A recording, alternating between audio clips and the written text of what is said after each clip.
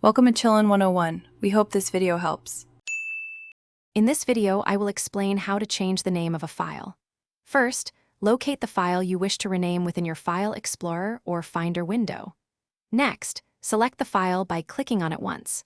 Then, you will initiate the renaming process, which varies slightly depending on your operating system. This simple action helps keep your digital documents and media well organized and easily accessible, saving you valuable time in the long run. For Windows users, renaming a file is quite simple. Once you have located your file, you have a couple of easy options.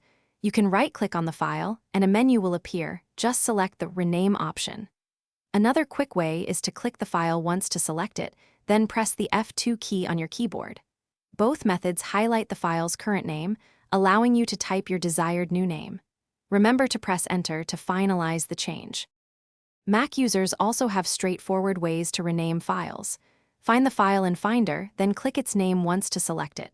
After a brief pause, click the name a second time, and it will become editable. Another common method is to right-click or control-click the file to bring up the contextual menu, then select Rename.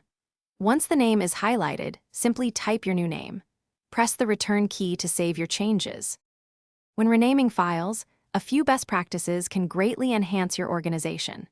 Try to avoid special characters such as forward slashes, backslashes, or colons, as these can cause issues with some operating systems or applications.